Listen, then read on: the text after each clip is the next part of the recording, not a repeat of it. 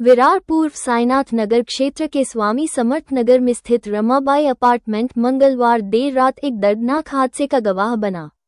लगातार 2 दिनों से हो रही मूसलाधार बारिश ने इमारत की नींव और ढांचे को कमजोर कर दिया था। देर रात करीब 11:30 बजे अचानक 4 मंजिला इमारत का एक पूरा विंग भरभराकर गिर पड़ा। इस हादसे से पूरे इलाके में अफरा तफरी मच गई और चीख पुकार से वातावरण गूंज उठा। प्रत्यक्षदर्शियों के अनुसार हादसे के समय चौथी मंजिल पर एक बच्ची का जन्मदिन समारोह चल रहा था। परिवार और रिश्तेदारों के बीच खुशी का माहौल था, लेकिन कुछ ही मिनटों में ये खुशी मातम में बदल गई। इमारत का 4 स्लैब गिरते ही बिल्डिंग तिरछी हो गई और मलबा पास की चौल पर आ गिरा। कई लोग गंभीर रूप से घायल हो गए, जबकि 10 से 20 लोग मलबे में दबे होने की आशंका जताई जा रही है। स्थानीय नागरिकों की मदद से दमकल विभाग, पुलिस और आपदा प्रबंधन दल ने राहत और बचाव कार्य शुरू किया। भारी बारिश और अंधेरे के बावजूद पूरी रात मलबा हटाने और फंसे लोगों को बाहर निकालने का प्रयास जारी रहा। घायलों को एम्बुलेंस की मदद से नजदीकी अस्पताल में भर्ती कराया गया। घटनास्थळी भेट दिली, काय सांगता? खूपच दुर्दैवी घटना ही आहे। आता आपण घटनास्थळी पाहत असू या बिल्डिंगला रेस्क्यू करण्यासाठी JCB किंवा आणखीन NDRF ची गाडी, फायर ब्रिगेडची गाडी जाण्यासाठी सुद्धा जागा नाही आहे। सगळी मदत ही मॅन्युअली आपण करतोय। NDRF ची टीम सुद्धा इथे आलेली आहे।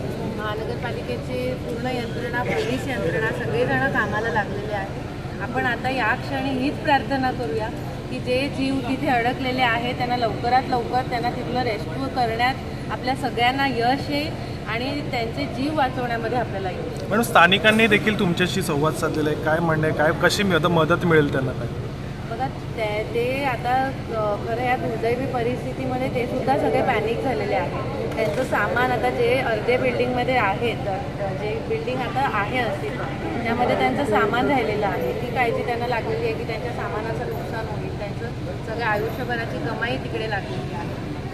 त्यामुळे ते पॅनिक झालेले आहेत, पण त्यांना दिलासा दिलेला आहे। त्यांना आता आपण सुरक्षित अशा निवाऱ्याच्या ठिकाणी आपण त्यांचं शिफ्ट करतो आणि त्यांना आपण हे आश्वस्त केलेलं आहे की हे रेस्क्यूचं काम झाल्यावरती NDRF ची टीम त्यांचं सुद्धा सामान काढण्यासाठी त्यांना मदत करेल। पालिकेच्या अधिकाऱ्यांच्या चुकीमुळे कुठेतरी अशा घटना घडत आहेत।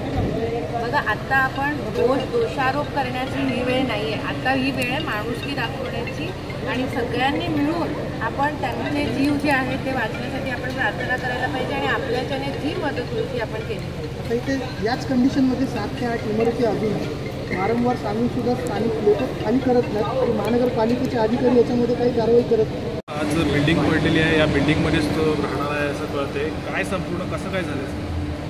खरं तर ह्या बिल्डिंगला माझ्या माहितीप्रमाणे 2 ते 3 नोटीस आले आणि गेल्या 4-5 दिवसापूर्वी महानगरपालिकेला इंटिमेट केलं होतं, कारण 4-5 दिवसापूर्वी जिना जो आहे त्या जिन्याचा स्लॅब कोसळला होता। हा इथला बिल्डर साने म्हणून आहे, जो अनेक वर्षापूर्वी पालिकेच्या 3-4 नोटीस आली तरी हा लोकांना खाली करण्यासाठी हे करत नाही आहे। महानगरपालिकेने ह्याकडे दुर्लक्ष केलं। आता आम्ही सगळे इकडे बसलो होतो, माझे मित्रमंडळी जे आम्ही सगळे इथे होतो, पाहिलं तर मागच्या बाजूने पूर्ण जो 4था माळा जो कोपरा जो आहे बिल्डिंगच्या मागचा, तर तो खाली कोसळल्यानंतर आम्हाला असं वाटलं की मागे काहीतरी शॉर्ट सर्किट झाले, कारण तिथे लाईटचा पोल वगैरे आहे। पण पाहिलं तर 4थ्या माळाची जी वन साईड जी आहे मागची बांधलेली ही संपूर्ण खाली आली आणि त्याच्यामध्ये अनेक लोक अडकलेत। खरं तर आम्ही पाहिलं की माझा एक मित्र आहे, त्याची संपूर्ण फॅमिली ओंकार दोई वगैरे अशा 5 ते 7 घरं आहेत, म्हणजे 2रा माळा, 3रा आणि 4था खाली ग्राउंडचा त्या प्रकारे कसा राहिला, तर तिकडची सगळी लोकं त्याच्यामध्ये दबलेत। आम्ही पाहिल्यानंतर आम्ही माझे मित्रमंडळी सगळे गेले, आमच्या अक्षय असेल अनेक लोकं होती, त्या ठिकाणी जाऊन त्या लोकांनी लोकांना बाहेर काढलं। आम्ही स्वतः गेलो तिकडे आणि बघितलं तर अजून आतून लोक आवाज देत आहेत। आम्ही जेवढी माहिती घेते त्या ज्यावरती 1 वर्षाची मुलगी आहे, तिचा वाढदिवस होता आणि त्या घरामध्ये 8 ते 9 लोकांनी काही पाहुणे आले होते। त्याच्यात ती एक मुलगी सापडली आहे, 20,000 मुलगी आहे, तिला व्यवस्थित बाहेर काढून ती हॉस्पिटलला ॲडमिट केली आहे आणि अजून त्याच्या घरातले 8 ते 9 लोकं आहेत ती अजून ढिगाऱ्याखाली अडकले। बाकीची काही जी घरातली लोकं आहेत ती अडकलेली आहेत। या ठिकाणी पोलीस प्रशासन असेल, महानगरपालिका, आपत्ती असेल, सगळे जे काही किती जणांना बाहेर काढले? काय आत्ताच्या घडीला 9 ते 10 जणांना बाहेर काढलेलं आहे। काही जणांना ग्रामीण रुग्णालय, प्रकृती, रिद्धीसिद्धी अशा ठिकाणी जिथे जवळ पडेल जो इमर्जन्सी आहे त्या ठिकाणी ॲडमिट केलेलं आहे।